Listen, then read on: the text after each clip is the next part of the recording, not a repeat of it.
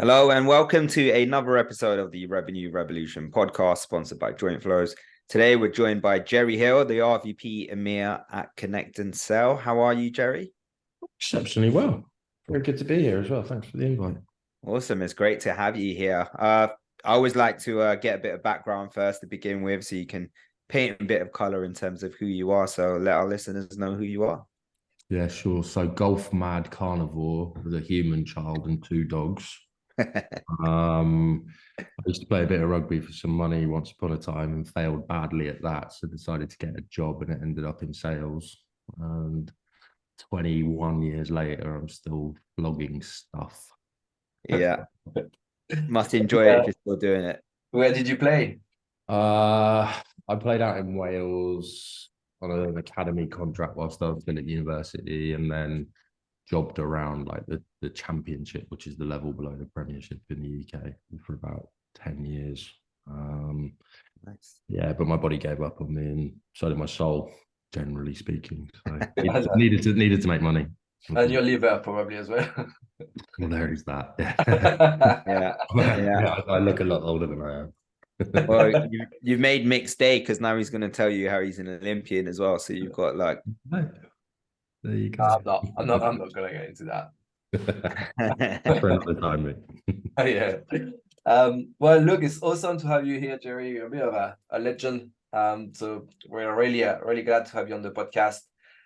We usually start with one very simple question about the changes that you've spotted on the market related to sales and revenue execution. So what's coming across? I think what I'm happy about is the fact that I think the fundamentals of being good at selling stuff is coming back into fashion. Down markets typically expose order takers versus sellers, which means that you need to have brilliant basics in order to do your job really well. I think I'm happy that companies are trying to drive revenue architecture, because that's just a very different way of thinking about sales and marketing alignment.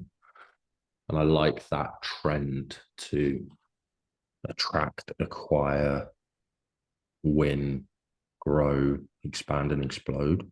And it's a lot more thoughtful. It's visually mapped out for people to understand reasonably well.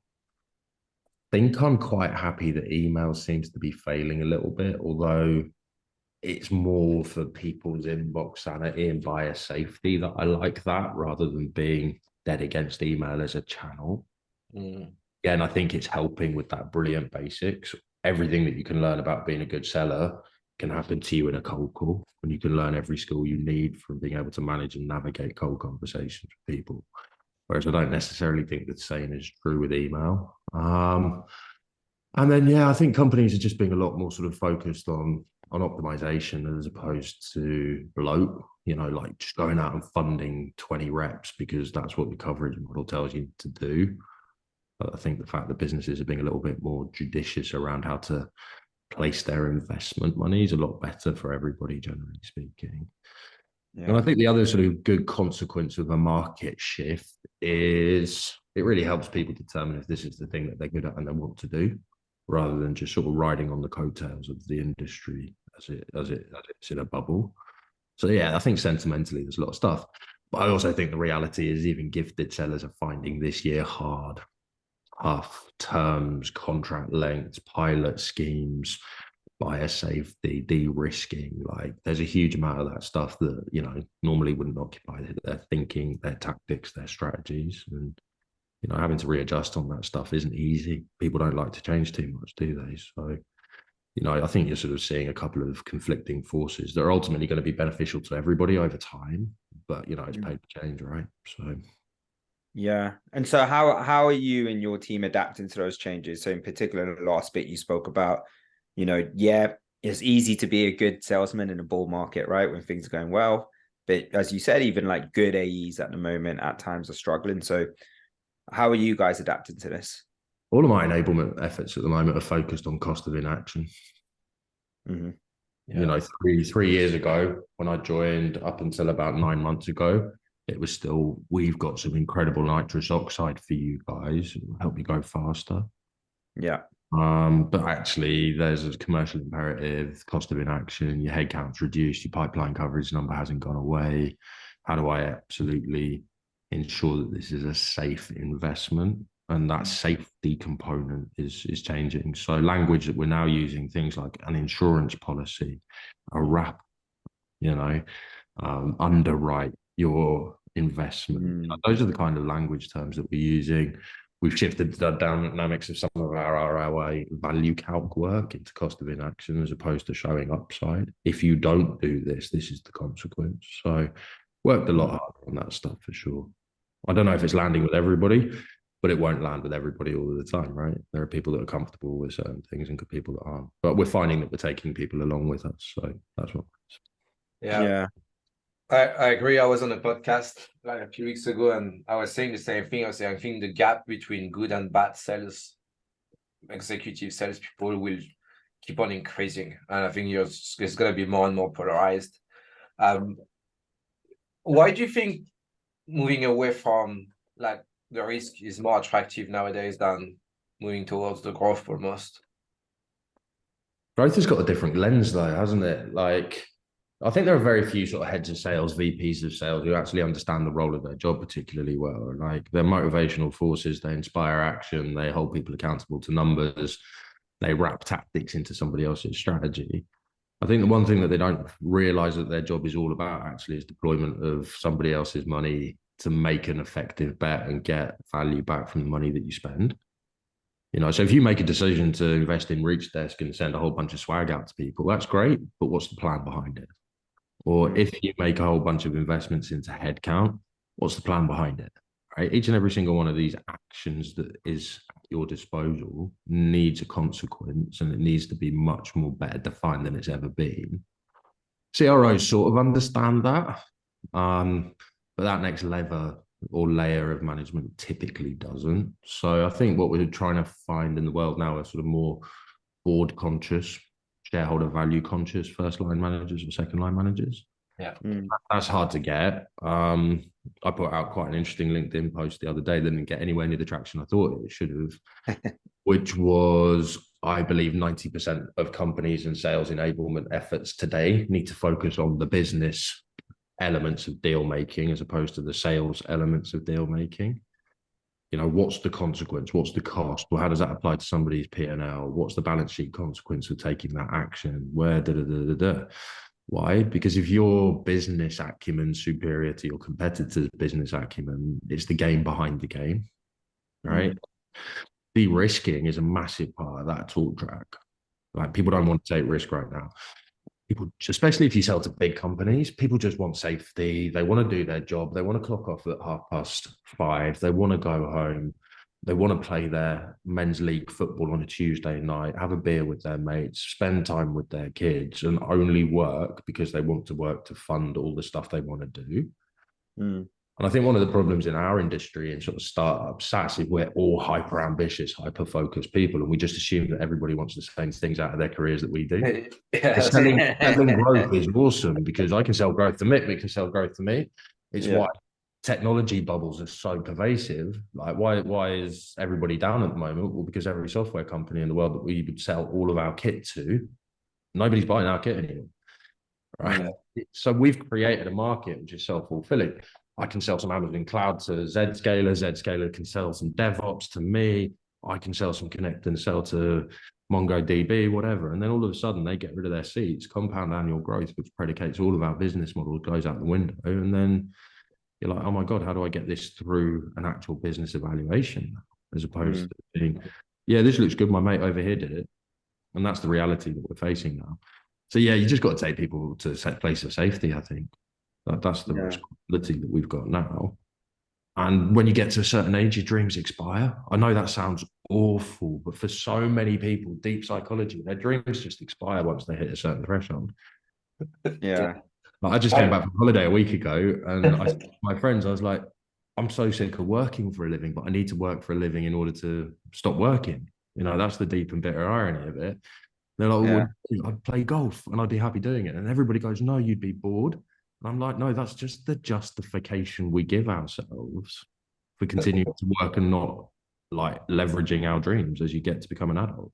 People just give up. Yeah. So risk matters more and more because 98% of the people just think in terms of safety. Yeah.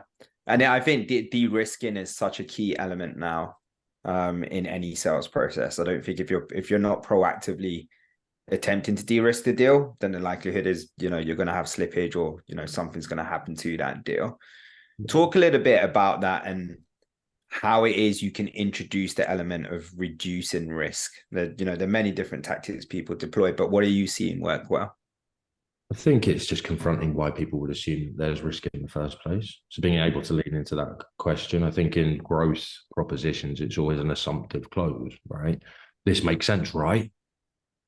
Not why wouldn't you do this, right? So you've kind of got to factor that in. I think you need to be aware of the people behind the deal that aren't in the deal with you.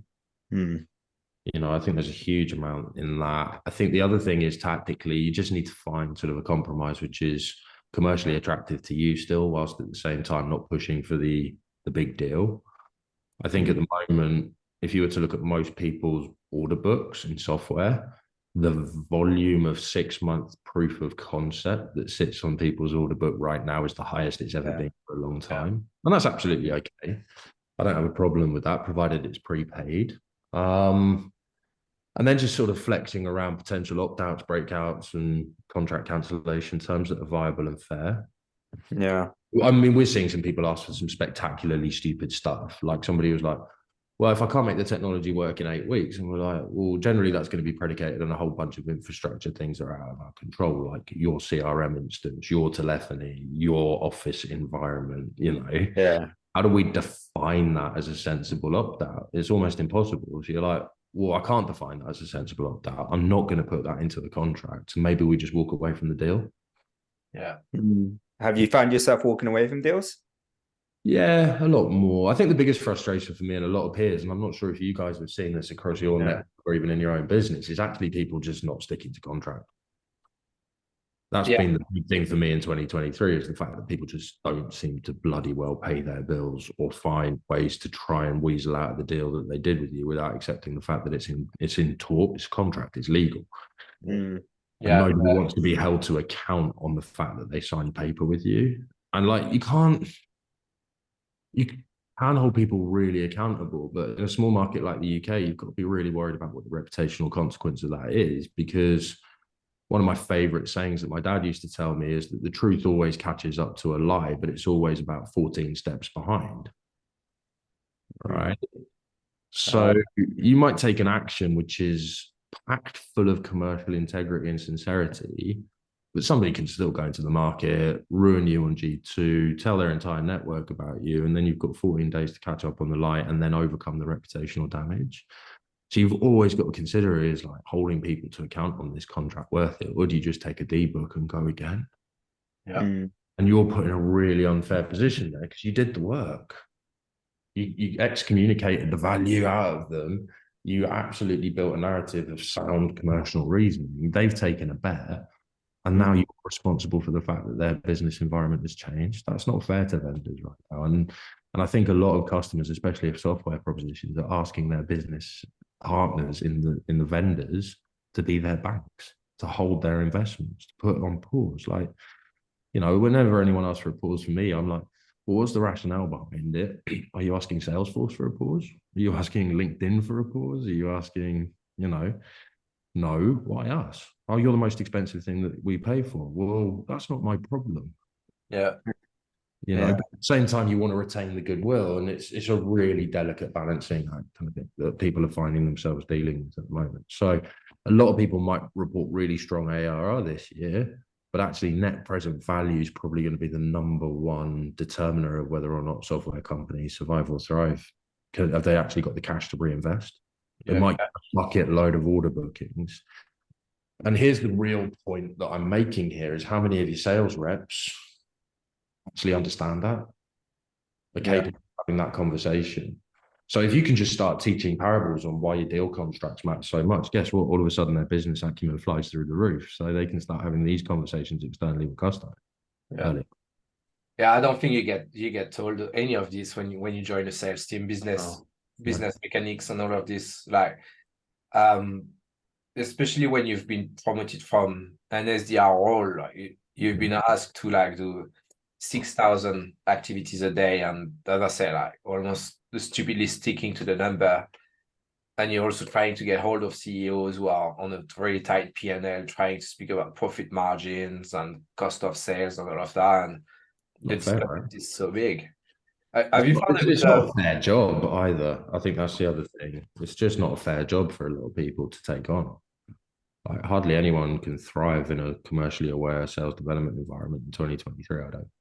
Yeah, I'm grateful for this podcast because we get to be exposed to a lot of departments, like leaders from different departments, ops, customer success, and like I learned so much on every. Right. I thought I knew a lot. And then Yeah, no, So we don't know much. I didn't know anything about this. Yeah, I've got an example. I was in Seattle a few weeks ago for the outreach conference, and that's where our CEO Chris Beall lives. And I went out for dinner with him and our CTO Hitesh, who I'd never met in 4 years of working at ConnectAndSell face to face.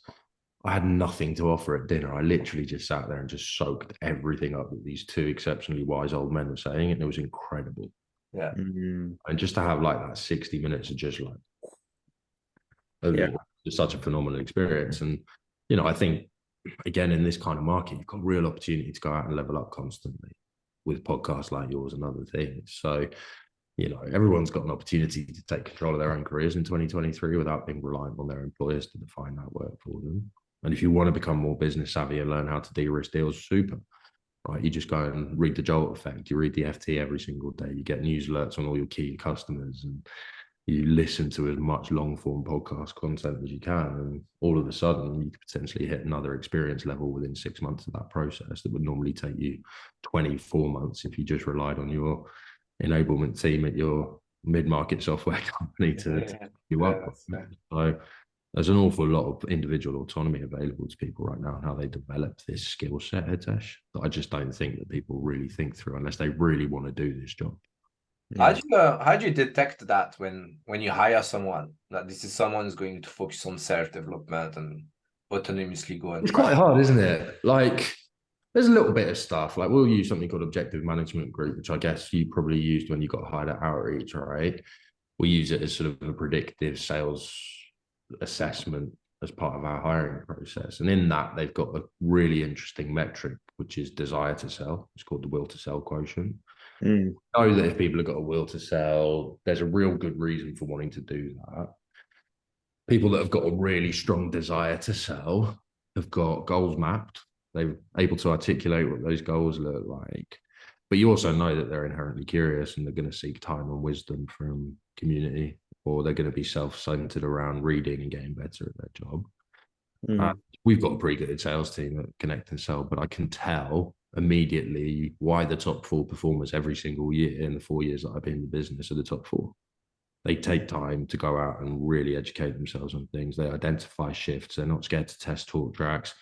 They'll ask for book recommendations. They'll share insights from various WhatsApp groups that they all belong to. They'll bring forward certain things. I actually think that I'm not really big on the sort of DEI stuff because I'm a meritocratic dude at heart, but I had 2 reps when I was CRO at Ava.ai, and one dude was completely like failing to invest in himself. I used to set like these little, not homework projects because that's patronizing, but we used to do like these book clubs and stuff. And like set aside some time for one-on-ones and go, what did you learn from the book? And you just fudge it, and you could tell that he'd Googled somebody else's book report. You read the Cliff Notes. And then Drew, she was incredible. Like, she would literally write these academic book reports for me and like really go hard, have these awesome questions. They started at exactly the same time, but within 6 months, Drew was up there, and the other guy, who I won't name, was all the way down there. Right? Why? She was just seeking active information so that she could become better at her job, and she was inherently curious and spirited by that curiosity. So yeah, and I don't know if you can teach that. You just can't. Yeah, I don't think you can. You've either got it or you haven't. Yeah, I agree. I agree as well. You said something earlier on in one of the questions we asked Top about email and kind of the state of it currently. What kind of role do you see email playing moving forward, in particular within the top of the funnel? as part of I, generating meetings. I think the real sort of alpha play for sales demand moving forward is around sort of channel activation rather than it being like multi-channel. So theoretically, the two things are sort of similar, right? Multi-channel is trying to get people across all channels to identify what channel they care about. Yeah. I think it's had a really big negative impact because it's almost like saying, I'm going into battle against something and I'm going to tell them where I am all of the time. And that's going to give them the strategic advantage not to meet me anywhere. You know, if I leave voicemail from a phone number, they can dodge you forever and a day, right? So why voicemail at all? If I say I left you a voicemail in email, well, now they can just easily move your email to spam, right? You're kind of saying, here I am, come at me. Cold business development, whether it's defined as marketing or sales, has one thing going for it, which is it's supposed to be a surprise. You're supposed to catch people in an ambush. You're supposed to create curiosity. You're not actually supposed to create false relationships or engagements because that lacks sincerity. Yeah. So I think email still has a play, but once you've identified whether or not that's somewhere where the prospect lives and prefers to be communicated with, you know, I narrow it to a choice, knowing that that's now a safe space for me to communicate with that person because that's what's safe for them, rather than making an assumption. So anytime you try and thread messaging together, I think you lose the law of diminishing return to each and every single next step, which is why I think some of the sequencing giants are failing out a little bit and changing their product narratives. Yeah. They've got to deal with very complex issues around deliverability. That's probably worthy of a PhD or a specialization in its own. And I want to set up a cold email shop right now because like the cost and understanding of delivering is well beyond my core understanding. Yeah. I also think that trust is predicated on conversation 98% of the time. Like there's probably a reason why dating in 2024, 2023, 2022 really hard is because it's just hidden behind asynchronous digital interactions where people were making judgment and value calls about you before they've even met you. Yeah. That's tough. Whereas if you just have the balls to go up to that desired other person in a pub and start a conversation, you might fail, but guess what? You've gone out and you've shown that you care a little bit. Yeah. I think that's a very different thing. And that's why I've always liked calling, even when it wasn't fashionable, was because I believe that for me, I'm always going to be able to execute there better because I just have a natural ability to go out and start conversations with strangers. But I also get it on the other side of the spectrum where there's a much more introverted type of sales rep coming into the industry now. And they might not necessarily have the psychological capability to go and do that, but they could still be incredible at their job in creating value. But it's a different way to start a conversation. And it for them probably feels like a more natural way. Like I'm right at the cusp of Gen X millennial. I'm like 1981, depending on how you define it. So I grew up in a world where going up to strangers was totally normal and encouraged. Yeah. So I'm always going to leverage that. I think email is interesting. I think WhatsApp's quite an interesting community to play with, especially first conversation. I get a huge amount done in WhatsApp now. Text message as well. I get a huge amount done in like curated Slack communities and dark social. So I'm not diminishing the value. I just think that the invasion of the inbox feels really, really bad from a buyer perspective right now. So you better have the world's best email. Yeah. And that's really hard because I think people just want to automate that work as much as possible. Yeah. Well, there are more and more technologies also now to plug in multiple mailboxes. So I don't want to be a hypocrite here, right? One of the best ever big time enterprise deals I ever did started using email to start that whole process off. So I know it can be hyper effective, but I had the luxury back in the day of being a full cycle rep, and I literally spent 4 days researching that email. I wouldn't have the luxury or the time to do that because my first line sales management in 2023 would be like, did you hit your activity quota? Outreach is showing that you didn't do much here today, mate. It's just a different thing, right? Yeah, no, absolutely. I think that there's a couple of things you said there which are particularly interesting. So obviously how effective that email strategy is. So, you know, people's inboxes are just like peppered with emails now, right? So it's very difficult to stand out. But it was the piece you said around the introverted salesperson, right? And I think that's something that particularly interests me. So I'm not an introvert myself, but I look at other people that I know who are, and perhaps they started their sales career when things were going really well. You know, you could afford to be a little bit more of an order taker depending on the type of business you're in versus now. And now they're being asked, hey, actually, you need to be a 360 rep. So, you know, you need to not only sell or close, but you need to source as well. So what kind of strategies or tips do you have for people who are of that nature? Maybe they're not comfortable picking up the phone, you know, and how can they get over that hurdle? It's to be really unfashionable, but get a tin hat might be one of my best bits of advice to anybody. Like, get some armor, get some flak, get a bulletproof vest, because you're going to have to go into places as a professional seller which are uncomfortable and unnatural for you. Yeah. Especially in down markets, you kind of need to put in that extra phone call to that person that might not have been in the deal if everyone's gone dark on you. That's an unnatural act.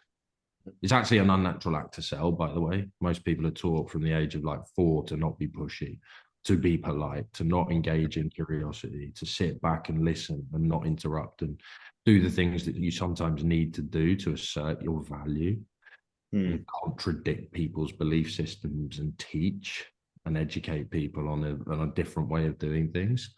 So inherently, the nature of selling is unnatural. How do you make cold calling easier? You rely heavily on scripting. I'm a genuine believer in that.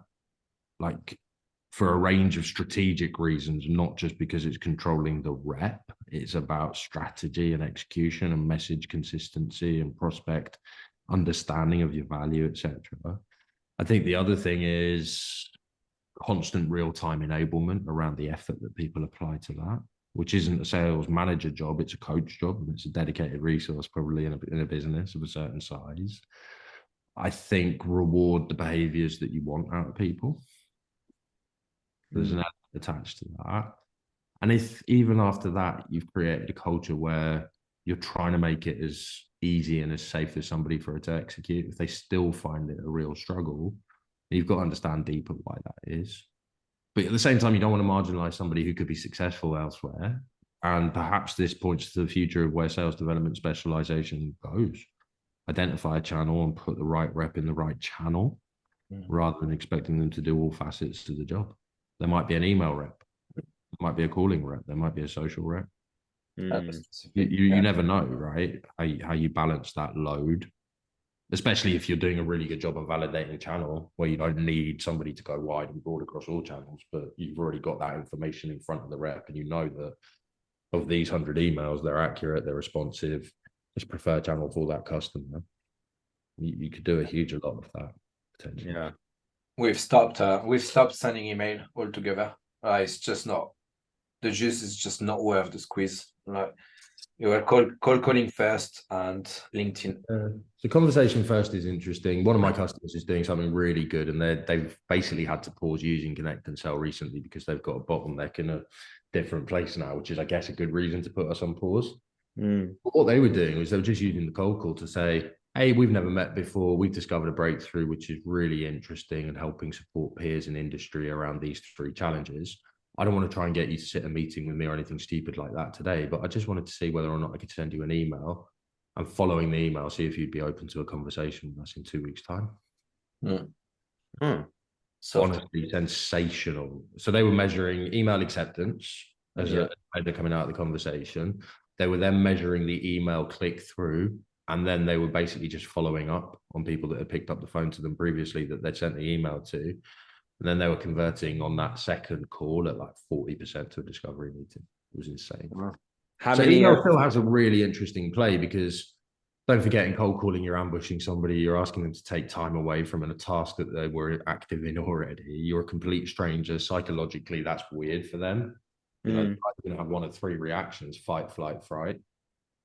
So I quite like how they positioned that play, because they saw cold calling for something comprehensively different, which was, this is just an ad unit, and it's a targeted ad unit. It's probably a more precise, more scalable ad unit than pay-per-click or an Instagram ad or a LinkedIn ad will ever be. I can then put some real estate in their inbox against a validated email address. I can make my subject line today's conversation, which leads to a higher open rate on the email. And then we kind of said in the cold call, we were going to call you up to talk about the emails. So now that we've caught your attention in 2 channels combined and activated both of them, that third conversation is then about conversions. Which is strong, it's really good. It's really smart, right? Really smart. Were they putting them into a sequence, an email sequence or a cadence, or it's just a standalone email? Yeah, like they would literally spend 1 day a week, 3 people, cold call using ConnectAndSell. So what's that? 40 to 50 conversations per person. Yeah. 150 emails potentially compounded against the team of 3. Standardized email, but it was coming from one, like Mick's inbox, Hitesh's inbox, Gerry's inbox, well below that 50 a day automation limit. So you're probably going to run into a lot of the spam issues and stuff. It's still measurable if you're just using something basic like Yesware to measure whether or not it hit somebody's inbox. Yeah. And you've already got like, yeah, they picked up the phone. Yeah, we sent the email. Yeah, we've got a right to call them back. So it didn't require automation particularly. It just required good list structure. Very good. Very good. Maybe you don't want to share this, Gerry. I would understand, but how do you do this at ConnectAndSell? Because you're obviously like leaders in that cold calling, like email, phone call industry. What's the ratio between email and calls you guys do? Email typically comes after conversations with virtually all of our team, whether sales directors or internal sales guys. Our inside sales guys are very different. We believe in sales development as a profession, not a career progression. Most of our ISRs are late 30s through to late 50s in age profile. They kind of don't really have a huge amount of ambition to go and get a quote carrying job beyond the job that they do. They're really good at their job. They've kind of got really mature, soulful, mid-tone voices, virtually all of them. So they're not coming on strong like a puppy. It's just a grown-up. Like, you'd never hang up on your grandmother, would you, if she called you? You just no matter how busy you are. And that's kind of like the psychology behind it. They get aligned into one of sort of 3 strategic plays. We've got these lists that we call pools. So they're shared territories. 3 or 4 SDRs will call on one list.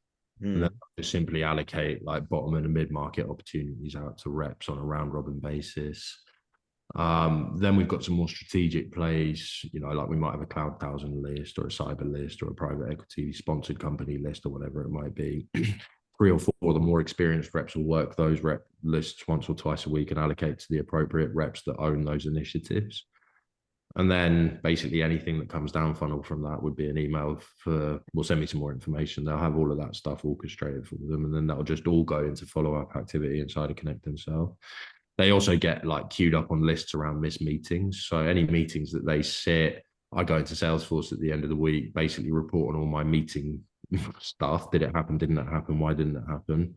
That immediately goes back into ConnectAndSell. And once a week, they'll call missed meetings and rebook people that didn't show up for first calls. Yeah. So you're basically weaponizing 4 or 5 different list strategies. They have no control over that. All of the work, the lists, the prep, the research, everything else is controlled by a central function in our business. And they just simply turn up, log in, execute all day long for 4.5 hours, log off, and then go home and enjoy their week. Right. So they don't have any sort of outside pressures. They don't have to go to Zoom Info. They don't have to go to Lucia. They don't have to go and research. They just have got these really intelligent scripts built for them, and they just execute for 4.5 hours. Very, very, very productive. So it's an industrialization approach, and it doesn't necessarily work for everyone, but it works for us and what we're trying to achieve. So yeah, makes sense. And one of the things I wanted to ask you about as well, because I've seen the technology, right? It's great tool. How much call coaching do you do as part of that process? How much efficiency, or maybe efficiency is not the right word, but how much better are you able to make people through that coaching of the calls? Yeah, significantly, I think is the answer. Because you get to coach in one of 3 dimensions. One, real time. So you can do active coaching, peer-to-peer. We'll often pull like an ISR out. We'll be with the head of that team or our on-staff coach. They'll listen into live sessions. They'll come up with a list of like 10 things that they heard across the hour where they weren't calling themselves. Oh, nice. Yeah. Back to the team. They've also got the opportunity inside of ConnectAndSell to ask for coaching on specific calls, and that will flag back. And then they've got the opportunity to go back and do individual or group call review. And then every single AE that they set for gets an opportunity to listen to each and every single one of their cold calls prior to the meeting. We've got these sort of meeting alert notifications. And if there's anything that sounds a bit off, they can get like one-to-ones with their AEs as well. So there's 4 different ways that they can get continual feedback. And likewise, our AEs are on a 40 conversation a week mandate. So, you know, they are also being very proactive about seeking out sort of coaching opportunities. They have to do one of those coaching blitz sessions once a week on a Monday. So the whole team sits down together and calls together. And, you know, I'm in that, SVP's in that, and our on-staff coach, Eric Martinez, is in that. So everybody's listening. Yeah. That's good. Yeah, not everyone likes it. You know, there's certain companies that don't think that the visibility and accountability component of that type of visibility works for them. Well, it's 2023, you can't really listen into people's calls anymore. I'm like, well, that's the number one job that you have as a first line sales leader, is to help your team get better. So without evidence, you make that happen. Because most sellers are going to be like one or two. I'm rubbish at this, or I'm good at this. Most are going to be in the most like, I'm good at this camp. How often do people who lack that level of self-awareness go and actually seek out help from people? It's rare. Yeah. So you need to be proactive there. Yeah, it's really interesting because, again, I think there's something you're not being taught how to do, like actual coaching of calls and actual coaching and development of salespeople. How do you put that enablement framework in place to start with, Gerry? Like coaching coaches, basically. Yeah, it's a good question. And I think a lot of it is sort of organic and cultural. You know, if the people in your business at the top of your business set the tone for that, then it permeates through everything you do. If you don't emphasize the importance of improvement, then you never find frameworks to make it better, or you'll spend a lot of money trying to get somebody from the outside to do the work for you. You know, we can often tell who a good customer would be in our business, and it would be the same for somebody at Gong or Refract or Lego or any other businesses that have got an emphasis on coaching the products that they sell, which is how much of the time was spent by those executives going back through the call recordings or listening or commenting or adding conversational context to that note or whatever it was. Like, if they're not doing that in the pilot, they're never going to do it when they roll out. So immediately you've got compromised ROI. Yeah. And then obviously, as an engine of accountability, sometimes we need to tell our customers where they're drifting, and that can be an uncomfortable conversation. Yeah. I've got a private equity-backed business I work with at the moment where the CRO was screaming at everyone, why is our North American business failing in comparison to our European business? And we looked across everything. Messaging was standardized, markets were standardized, lists were standardized, ICP was standardized. And actually, there was such a big addressable market, none of that stuff had a massive impact. But we went in and looked at recordings listened to by first line managers, and the North American team was at like 1 hour in 6 months. And the European team was about 6 hours a week for 6 months. Oh, wow. So that's more of like is it like an adoption thing or just not following a framework? You guys sell to sales leaders. I'm about to say something really obnoxious, but true here. Everybody thinks they've got the fucking answers. Yeah. I don't need your help. I've been doing this for 20 years. Yeah. That's the biggest issue when you sell to salespeople. Everybody's got big enough likability, but big enough ego that they don't think they need help most of the time. And it's a legacy from a long time ago, but it still permeates in our industry. And if somebody wants to be the sales leader that spends their time in spreadsheets rather than doing their job, which is helping their reps get better or removing the reasons why they fail at their job, guess what they're naturally going to do? And the trouble is, for a lot of them, is that with new tools and the adoption of tools and the viability of how many different sales technologies in the world there are, like 7,000 to 8,000 now, David Delaney, they can't hide anymore. Yeah. So there's a natural tension that exists between like the spreadsheet leader versus the active leader who wants to help their rep get better at their job because they understand what that means for the business. Yeah. You know, you spoke about yield and productivity to start with. Like, how do I get more out of my employees, basically? And I think there's two ways to do it. Either you give them a new skill set, or you teach them a new skill set, or you give them a new technology that makes them more productive. But what I'm really surprised by is the amount of C-level execs was just blunt about the fact that they don't actually care whether people are struggling or not, and the level of yield. Like, we've got this almost on a weekly basis. Hey, you could be twice as productive as you are. Hey, I pay them a salary. They deal with it. That's not my problem. As long as they get to the target, that's what I'm looking at. Do you come across this kind of behavior, Gerry, as well? Sometimes. I mean, I try to be quite optimistic most of the time, although I see a lot of stuff that I would recognize as bad behavior. But I generally put most bad behavior down to one or two things: actual incompetence. It's never like willful. People don't mean to be bad at anything. Like, I genuinely believe that, unless they've got a very toxic agenda attached to it. And then the other one is people just don't know what they don't know. Yeah. You kind of have to be sympathetic to that. And I get a bit frustrated sometimes when you hear people go, "Oh, the customer's an idiot." No, the customer's not an idiot. You just know more about a problem set than they do. And that's something that frustrates. And you kind of see it play out in a lot of people's sales processes when you start using your own acronyms and stuff in front of people that hardly know what you do or what you are. Yeah. Real sense that as a business and as a vendor, you're probably a little bit arrogant about how you go about solving the problem. But it doesn't come from actual arrogance. It just comes from our culture is so confident in what we do. And I think sometimes that's one of the biggest elements of transformational change whenever you sell something to somebody, is just trying to sort of strip back any of the really complex elements of that, which is generally language for 98% of the people that you meet, and then just helping them understand where in a maturity framework they exist today. And it's okay for them to be at 0 if it's a 5-step maturity framework, but so long as you concede the idea that there's an opportunity for growth, either at a personal, professional, career level, or an outcome, which is the business problem you're trying to solve for, you're in a good place.